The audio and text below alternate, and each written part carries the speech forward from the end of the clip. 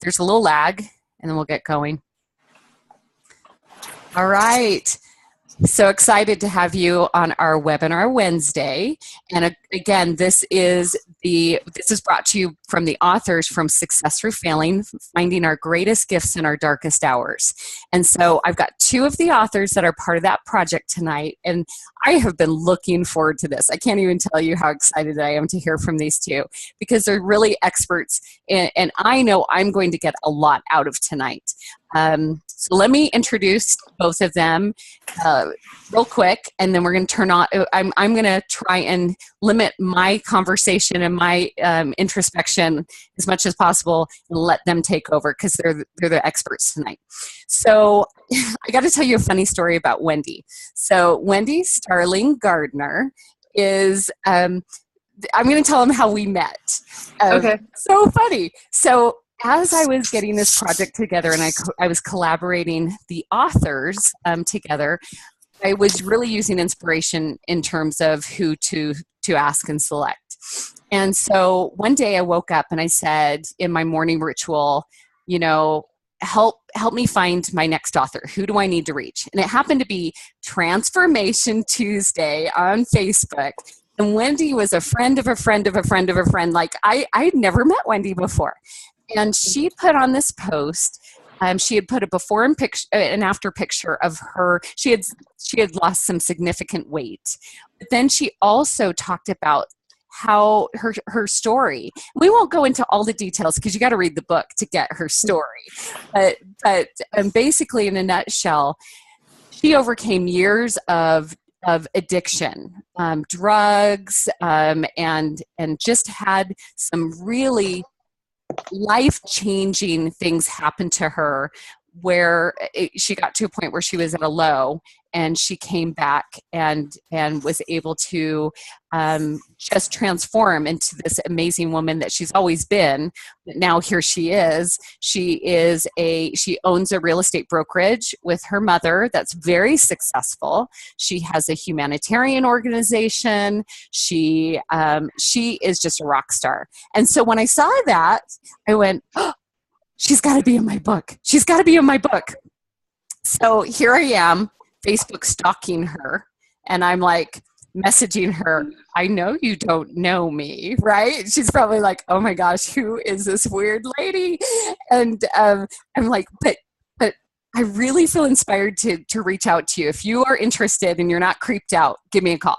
And so we talked, and she just was supposed to be in the book. And I read her chapter, and I cried, I laughed, I cheered.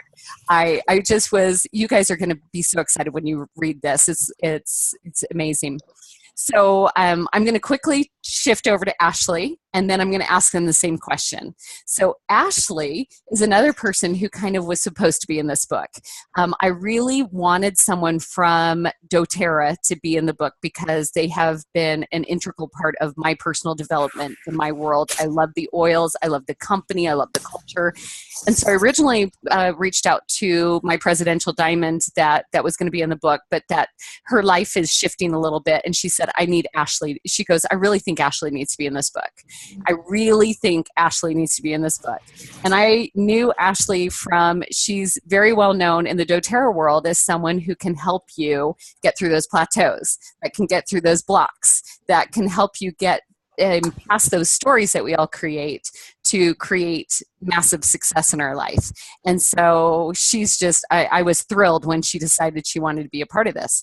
So I am going to ask you both a question, and I'm going to start, whoever wants to answer first, just go like this.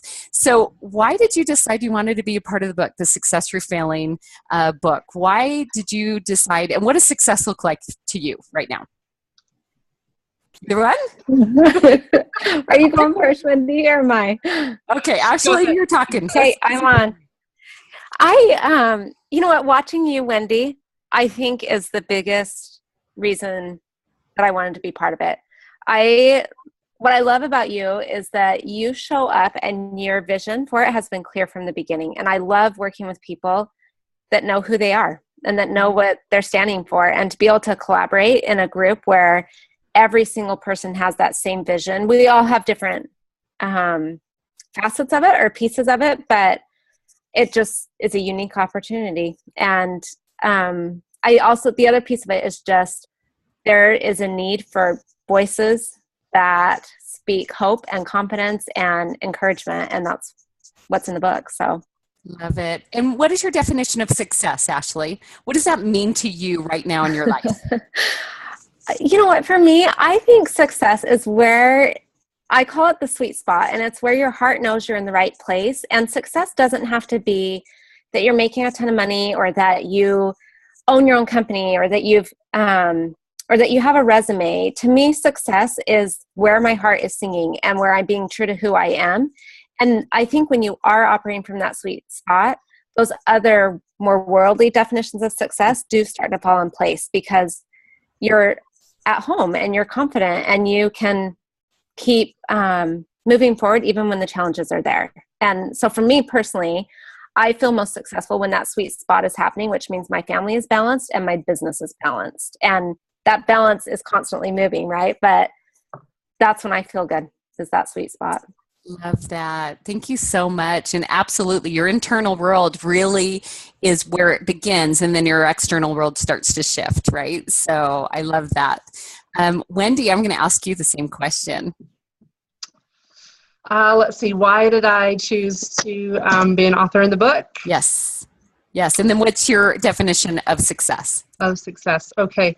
So as Wendy, you know this, but for the rest of you, when Wendy Bunnell approached me about writing a chapter in this book, I had just gotten to the point after, encouragement for several years from people in my life, that when you need to write a book, you need to write a book. And I'd finally come to accept the fact that that's what God was kind of pulling me to do.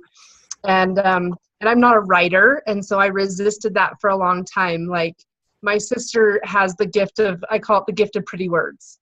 And she can just sit down and start writing, and it flows, and it's beautiful, and it's moving, and it sounds like angels came down and dictated to her. And that's just not me.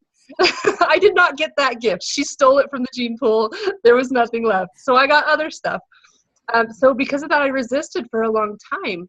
And so sort of, getting past that block. And when I finally stopped allowing that to be an excuse for me and realizing that that's what it was. And so I had gotten together with a friend of mine who was going to be my writing coach. And I'd actually set an appointment the day before you contacted me to meet with her to start writing. And so when you contacted me, it was just like, okay, this is what I'm supposed to do. So I truly felt like the stars were aligning, and that God was at work, putting this in front of me. And the topic in particular spoke to me because there's a lot of things out there about, how to be successful in your business and how to be a rock star, this and that, and make a lot of money. But the particular nuance of this book was success through failure. Finding our greatest gifts in our darkest hours. And that's definitely something that I know a little bit about. And so that really called to me, because I've felt for a long time that the dark hours that I did experience in my life created something that I can use to help other people. And so it just seemed to completely mesh with where I felt my heart being pulled to go. And so it just seemed like it was meant to be. I love So that. I said yes. Okay. And what's your definition of success, Wendy? I agree with Ashley a lot that my definition of success, it looks a lot different than it used to. If you'd asked me 10 years ago, it would have had a lot to do with the house that I live in and the car that I'm driving and my bank account balance and being the perfect mom and having the perfect figure. And it looks a lot different today than it used to. And to me, success is more gauged by whether or not I'm operating in my daily life where my beliefs and my actions are in alignment, and what the effect I'm having on the world around me is. So it's kind of shifted from, success looking at like, ooh, look at me and my house and my car and everything that I've created, shifted to look at what I can make and put out into the world. And if that's having a positive impact, and if I can see those ripples of positive impact going through the world, then to me, that's some pretty good success. Oh, I love that. Thank you so much. See why I chose these two ladies? Like I was said on one of my other calls, one of the things I teach is surrounding yourself with the people that you want to become. Well, I did it with 24, you guys. I didn't just do 5. I'm just an overachiever. So I put 24 on my path. So anyways, so I'm going to get right to the heart of what we were all, you all signed up to hear, which is we all create these amazing New Year's goals, right? Like we start the year fresh. We want to create change in our life. We want to create success. And so we do these things. We might be health goals. They might be business goals. They might just be personal development, whatever it is, or travel, whatever it is. But for whatever reason, we get on this really great track in January, and many of us get off that track by February, March, maybe the second week of January, who knows? So I'm going to start with you, Ashley. We talked a little bit about blocks, getting past those blocks, those beliefs that hold us back. Many of us, in fact, Candace said when we first started, what about that plateau? Whether that's weight or whether that's in your business, and you just can't you see yourself sabotaging yourself over and over and over, but you don't know how to get out of your own way. So first of all, Ashley, explain to us what a block is, and then tell us how give us some golden nuggets of what we can do.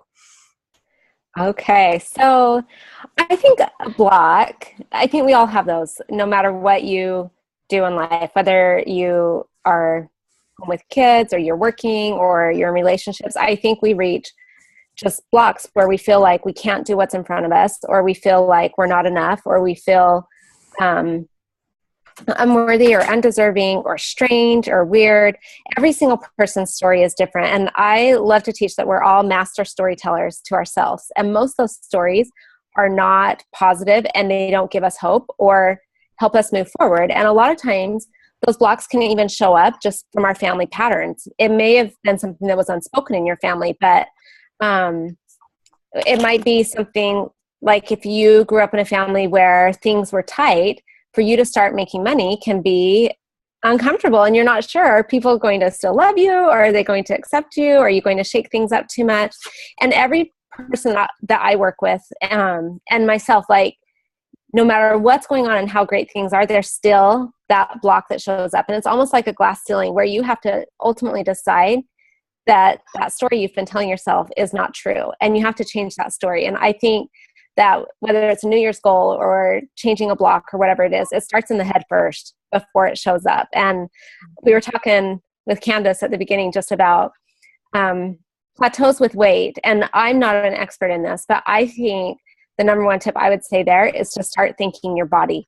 We send so much resentment towards our body for not releasing the weight or not showing up how we wanted it to. And honestly, even if we have health challenges, the fact that our bodies can breathe and all those parts connect. Like, I don't even think about breathing or speaking in this moment. It just happens. And I am happiest with my body and find that it responds when I am just feeding it gratitude. And it just moves my spirit into a spot where I can be more gentle, and where then the weight goes. So instead of getting on the scale and like, what? Oh my gosh, you are so lame. Why are you? Oh, you're really paying it for, you had that cinnamon roll last night or whatever it is. Like, then my story is, I'm the worst person at this. I'm going to be fat forever. Right. I mean, and our brains instantly go there. But if I can change that story to just looking at my body and looking even in the mirror for a while and just finding something that I can appreciate about it. And when I'm totally into this, I just feed my body things like, you are so great. I love every single cell. I can't believe how these cells respond.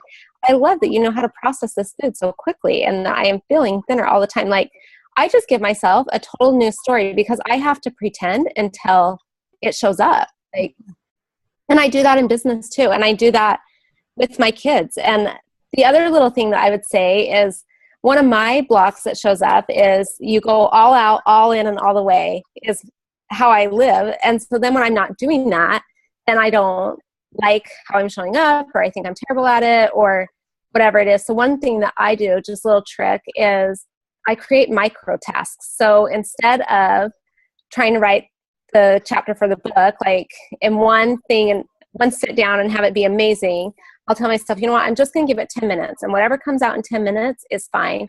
But then I celebrate, you know what, I did that for 10 minutes. I'm amazing. I do this with cleaning the kitchen. Like sometimes it's like, oh my gosh, I do not want to do that. Like my goal this year is to get my kids doing that more. I was talking with a friend and her kids do it. I'm like, why am I doing the kitchen still? But sometimes I've got to trick my mind to get in there and get it done. And so I'll do the same thing. You know, I'm just going to go unload the dishwasher. But then after I do it, I celebrate it. And I will tell myself, I am amazing. I'm a girl who gets things done. I got that dishwasher emptied in no time flat, and nobody else is in there. But I just talk to myself so that I feel like I'm doing a great job, because what it does is it tricks your brain, and it also gets you a chemical reaction in your body, and those chemicals motivate you so that you can keep going on other stuff. So then if I can get the dishwasher done, it's like, you know what, I'll just get a couple things done over here, and I'll just do a little bit of working out. So I do micro tasks and just keep on going. Hopefully that helps. Oh, I love that. And you know, I mean, as you're learning to do that positive self-talk all the time, your body just naturally shifts into mode. What do you do when you love something? You nurture it, you take care of it, you supply it with what you need. But if you're constantly berating yourself all the time, right? And you're saying, oh my gosh, I can't believe I just made that huge, why did I eat that brownie? I have no willpower. I'm just, oh my gosh, like I'm back to square one. You're feeding your brain that negative response. And what do you do when you don't like something, or you don't appreciate something? You don't treat it well. And so, I love that you constantly feed yourself with positivity. And again, that internal world, I mean, one of the things I teach critical to confident, and it's turning that critical talk, that chatter in our head, and learning how to embrace ourselves and become our greatest advocate. And that takes practice, a lot of practice, don't you think? I know for me, it took me a lot of practice. This doesn't happen over time or overnight, especially if you're in a habit of doing it. So I'm going to turn the time. Thank you so much, Ashley. I love that. We're going to get back to blocks again. So I'm going to talk to Wendy now about, okay, so some of the things that keep us from meeting our New Year's goals are addictions. And now when we think addictions, we usually will think about, I told you I can't say, I'm from back east, and so I say alcohol, and people laugh at me. Alcohol. Okay, I can't even say it. Alcohol and drugs. And but it's not just necessarily that, right, Wendy? So tell us a little bit about what can get in our way of meeting goals based on what you have seen, and just take it away. Well, like you said, there's so much more to addiction than just drugs and alcohol. Food is a really common one, but there's a lot of things that people don't necessarily associate with addiction. Love, relationships, toxic relationships. Someone can even be addicted to negativity. And it's really all because that's where you're comfortable. That's where you live. And so when thinking about how to overcome that, and in order to move forward and to be successful, you have to really get honest with yourself and get real and figure out what it is, a lot of soul searching and what it is that you're looking at. What is it that you're dealing with? What is it that's holding you back? And how is that affecting your life? Because as long as you have those rose-colored glasses on and it's not that bad, or everything's really fine, you're not going to be able to make progress. And so you have to take off those rose-colored glasses and see things for how they really are and get real with yourself. And at that point, you can start to move forward. And weight is a big one. It really, really is. And I've been that journey. Candace, I've been there, done that. Always still a work in progress, and 4 steps forward, 1 step back. But plateaus it's all, when it comes to sabotaging, it really kind of applies to all kinds of different areas, whether it's trying to lose weight or sabotaging yourself in moving forward in your business or in recovery from an addiction. I find that it's all relatively the same.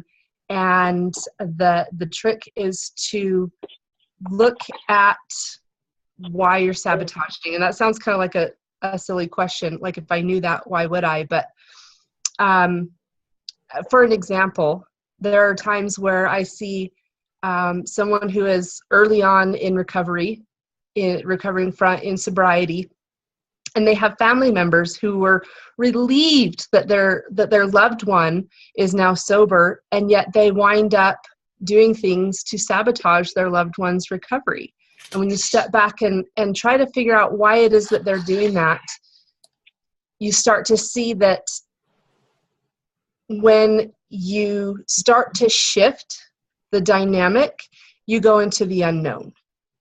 And so what is it, even though they don't like the fact that their loved one is using and all the destruction that comes with it, once they get sober, it pushes you into the unknown, which is a very uncomfortable place. And so a lot of times, without even thinking about it, they want to get back into that comfort zone of what they know and what's comfortable and what's familiar. Mm-hmm. And so when someone's dealing with breaking through a plateau, I always encourage them to take a look at that and ask themselves, what is it that's going to change if you were to go on past that point?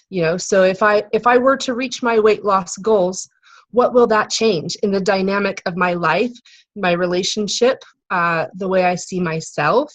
And what is it that I'm afraid of? Because usually deep down, there's some kind of fear associated with the result that you want. Even though it's a great result, there's a fear in there somewhere buried deep. And once you can figure out and recognize what that fear is, you can look at it, you can see it for what it is.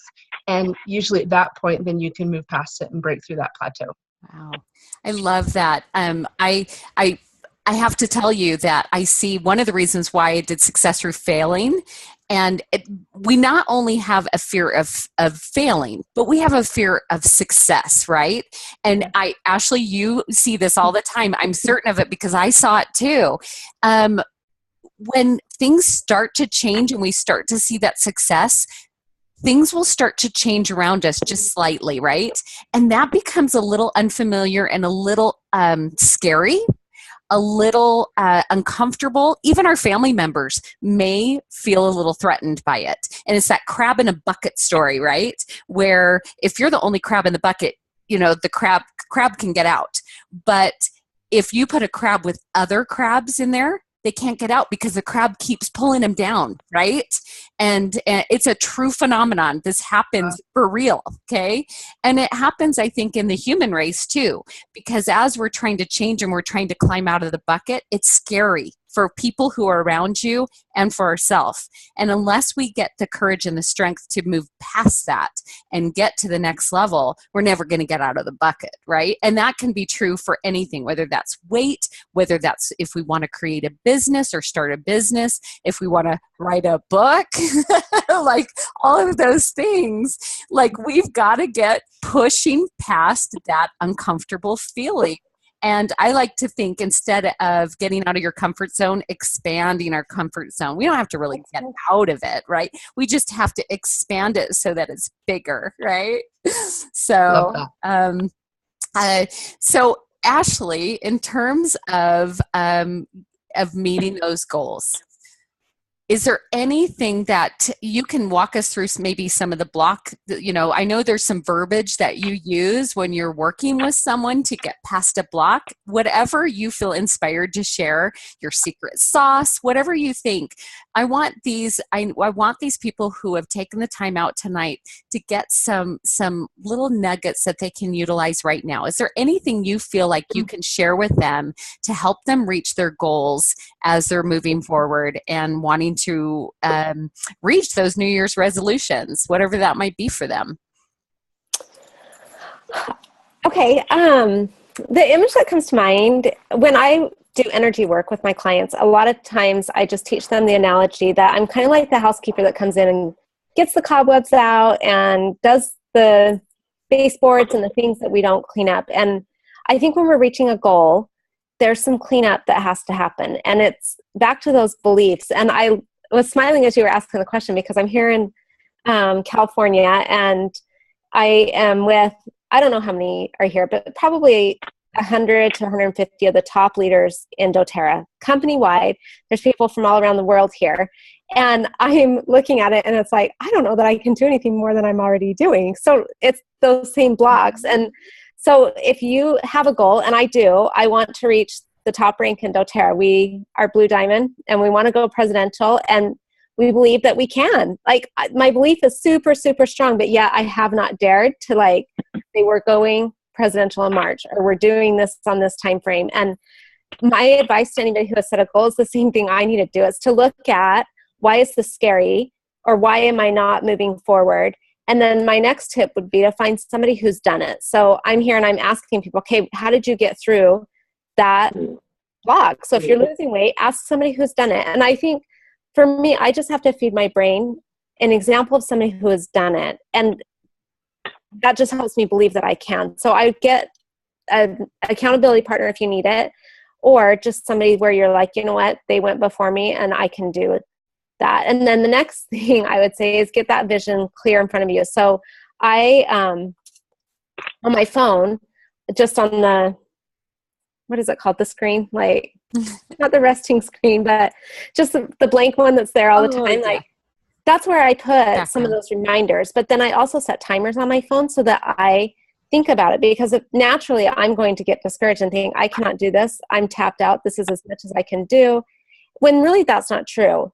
And I think just looking at those little pieces, and for me, if I just put touches throughout my day, a lot of people do vision boards. I usually do. Mine's not current right now, but I just have to have something that makes me think it's possible. And then those push me through the blocks that show up.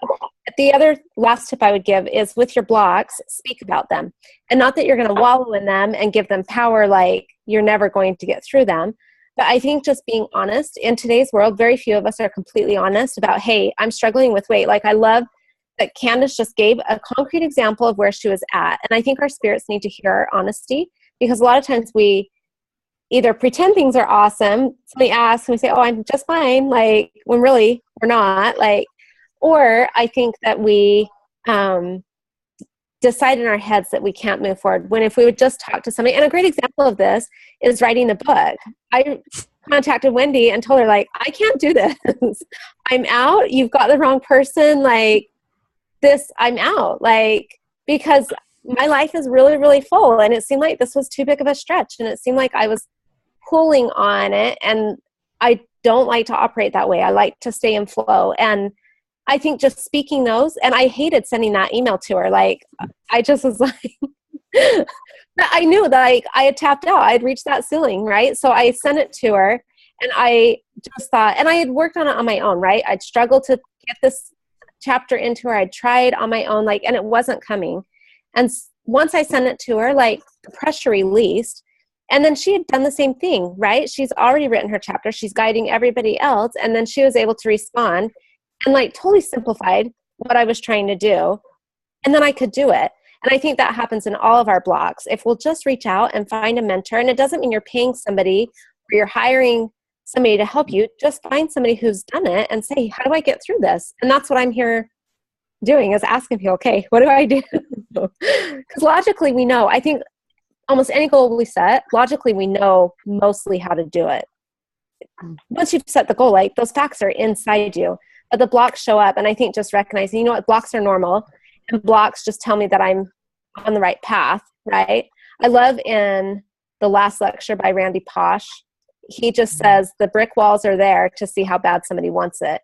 And they're there for the other people, not for you. And that's what I think about when I reach there. But the fastest way out is to just quickly speak about it to somebody so that it doesn't have power.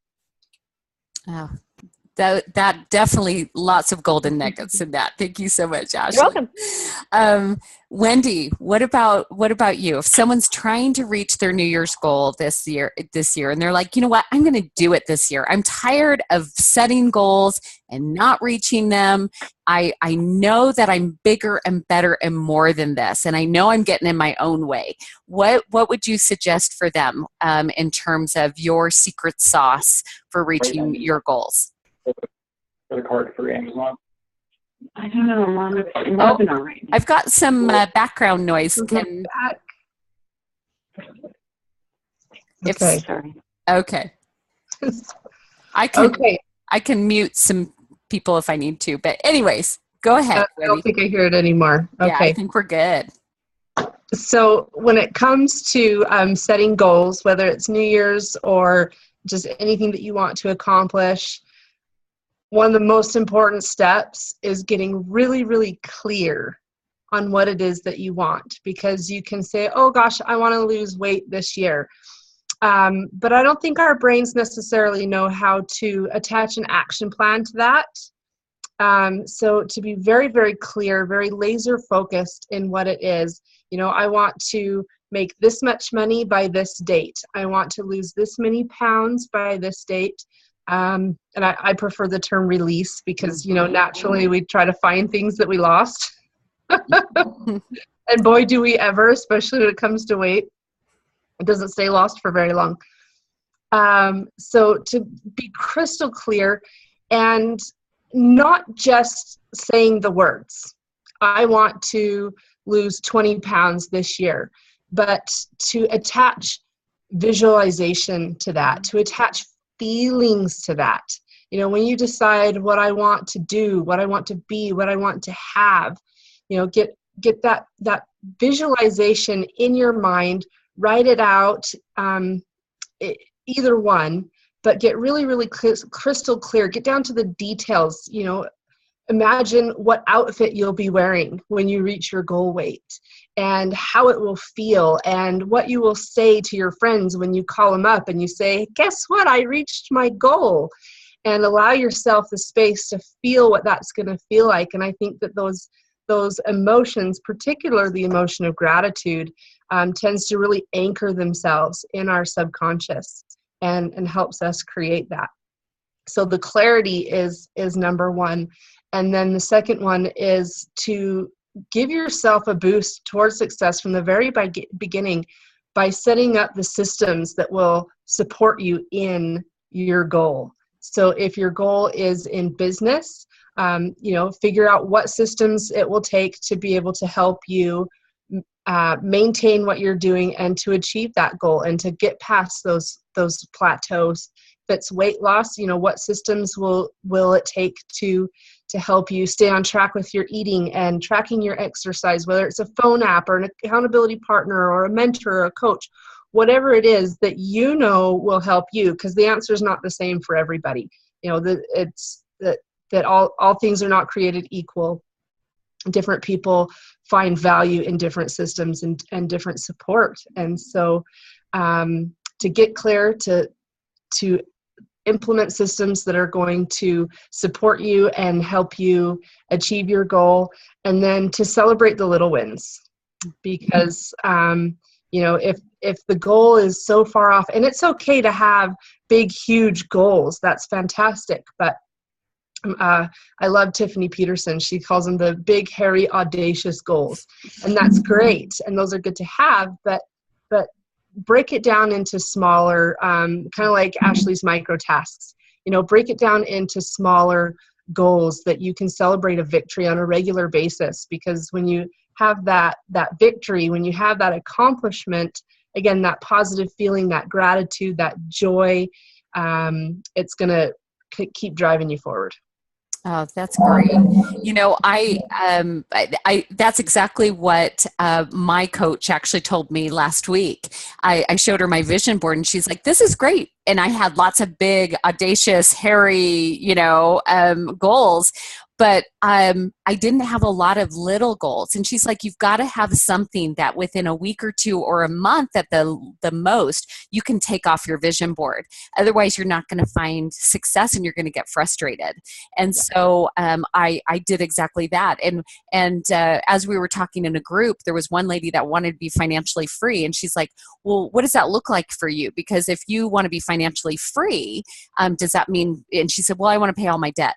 Okay, so if you have 5 credit cards or if you have 3 credit cards, start with 1. Put that up on your vision board. When you've paid, when you have been able to free that one up, you can take that off. You put your next one up. Right? And so it's not this huge goal that is so overwhelming that we can find success all the way along. And we're applauding and we're doing that great self-dialogue, that positive self-dialogue that Ashley was talking about. And we're nurturing our souls and our minds and again, as we're changing our internal world, our external world is starting to shift. We're starting to see our weight release. We're starting to see our businesses catapult. We're starting to get those ideas and the solutions. Leslie Householder always says, a solution is only an idea away. We just have to be open to it. We, even if it's this wonderful, incredible, Disney cruise with our entire family, we think, oh my goodness, I can never afford that. That is what's keeping you from realizing that goal. It doesn't always have to be about money. I just took a trip to Italy in September, and I'm going to be going to Paris in March. And the reason is because I was able to tap into a resource that allowed me to get tickets for my entire family for $320 round trip to go to Paris, right? So does it have to be hard earned cash in my pocket? No, I just have to be open to finding the solutions that are going to work. And luckily, I also freed myself up to receive some financial abundance so that I could still afford the 320, right? So anyways, I love all of your amazing advice. And so I just want to I'm going to just close with one thought, and then I'm going to open it up to questions. First of all, I just want everybody to remember that the Success Through Failing book and the stories that Ashley, by the way, sent me her chapter, and it was amazing. She was having some writer's block there for a little bit, and it was just perfect. It was amazing. It was exactly what the book needed. And it's such a great chapter for entrepreneurs that are looking to have balance in their life, looking to have success in their life. And I already talked about Wendy's chapter. And so with all of these chapters in there, just having those powerful stories normalize your experience a little bit, sometimes make you feel like, okay, I don't have anything different than these women.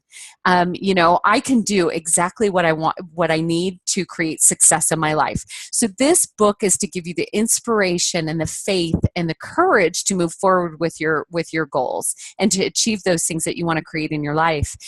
We are also going to be putting on a success summit. If you want to hear Wendy for 45 minutes, if you want to hear Ashley for 45 minutes, if you want to have a general session where you're hearing from both of them and you're getting such inspiring and golden nuggets and lots of ways that you can create success in your life, join us. It is on February 4th from 9 a.m. to 5 p.m. in Sandy, Utah. You can get tickets right now for $25 instead of $39. That includes an electronic or a digital format of the book that would be sent to you directly. And that is to attend live. And if you want those tickets, go to summit.successthroughfailing.com, and the code to get that $25 ticket, make sure you write this down or you message me, is Days for Girls, and D is capitalized, by the way, or 100 humanitarians all together. They're not separate. In fact, Days for Girls is all one word smushed together, okay? And 100 humanitarians is capitalized. The 25% of the proceeds are going to help families in Africa, and you'll learn why. 2 of our women are from Kenya, and their stories are powerful. If you want to hear some inspiring stories, all you have to do is listen to like Christine Kamasi, who lived in the slums of Kenya at 10, was in childhood prostitution because that's the only way she could get water. And then now she's a leader of leaders in Days for Girls. Okay. So this just amazing, inspiring stories. So you're going to be able to hear all of these things. So if you want to attend live for $25, I would invite you to accept that code, and I would love to see you there. If you're outside of Utah, you can't make it, we are going to do it live stream. And you can use the same code and get your live stream tickets for $7. That's it. And so that's just the general session. That's 9 a.m. to 12:30 p.m. So the live stream is going to be that morning session. And we'll tell you how you could get audio versions of all of our breakout sessions later. But I would love for you guys to do that. So remember, summit.successforfailing.com is the website. You'll probably see it plastered all over Facebook too. So, don't despair, or just message me and let me know. Before we go, I told everybody that I was going to give away a full-size bottle of On Guard essential oil tonight for someone who attends live. And because this is the cold and flu season, and we want you to be armed with the power to discourage those build up that immune system and help you feel healthy this year. So I'm going to ask you one question. Whoever chats the answer back to me first gets it. What was Wendy's secret sauce for reaching your goal? And she kind of gave us two, so you could go either way. But whoever chats that will get that bottle sent to them, and that's $32. So it's a very valuable. It's my favorite oil at this time of the year, besides frankincense. So micro goals, like the little micro goals, but. Micro goals was one of it, but let's dig a little bit deeper. Was micro goals, Wendy? You answer that. Would micro goals answer that? Because there was something before that. Okay. Do you guys remember? Good job, Candace. Way to put yourself out there and answer that question. I love it. Nobody was listening. Bueller. I know, right? And some of them won't even know what that is, Wendy. That dates us. I did that the other day to some 25-year-old person. I went, Bueller, and they're like, what the heck are you talking about? So nobody, okay, I'm going to give it to Candace if nobody wants to say it. Was it clarification? Yes. Being clear. Being clear. Good job. Okay, so Donna, Candace, I'm going to give you something for it too. Okay, and you live close by to me, so we'll connect. We'll connect.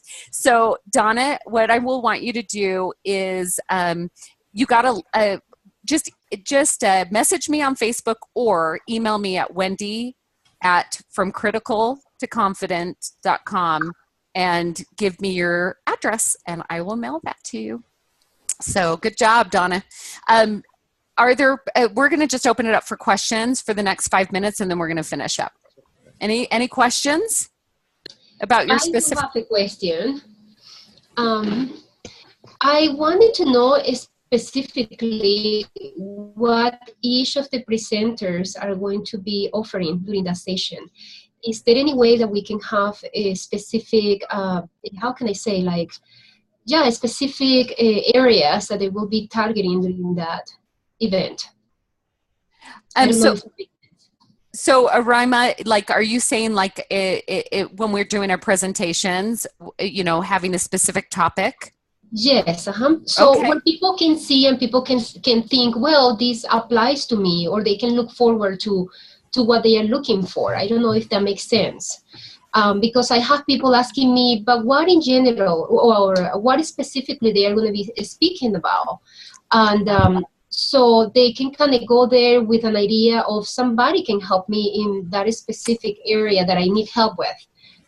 Love that. I don't know if that makes sense. Yeah. Okay, so do you guys want to share what you're going to present at the summit? Ashley, what is yours going to be called? I forgot the fun title, but it was start stumbling blocks to building blocks, and taking those things that have held you back and using those to actually propel you forward. Love it. Okay. Wendy, what's yours? You don't have to tell us the title, just kind of the general meat of it. General meat of it. I kind of been tossing around a couple of ideas, but I think what I'm going to focus on is when life pulls the rug out from under you and you have to pick yourself back up, what that looks like and how to do it.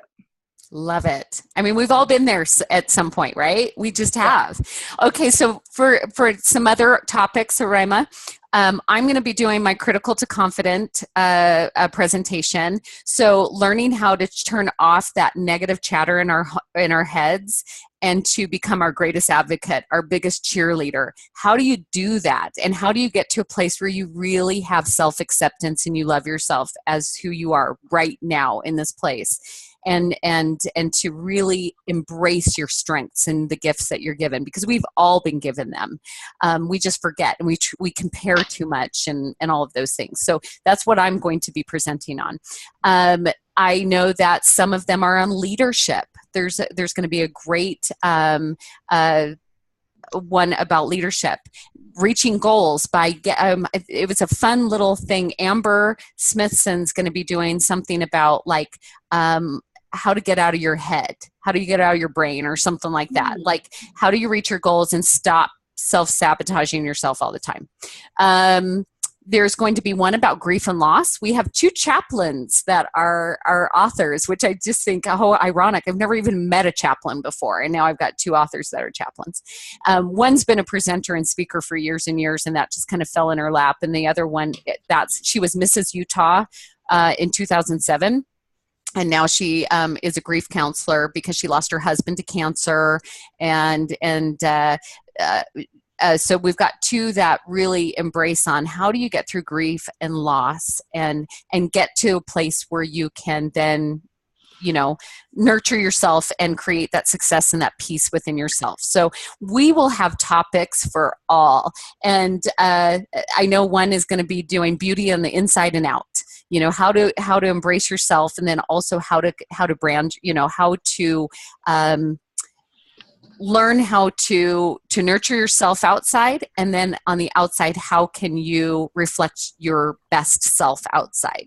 So there's just going to be a topic, whether you're a stay-at-home mom or you're an entrepreneur or you're wanting to create a business and you want the ideas and the skills to really get yourself going, or you want clarity of what that looks like.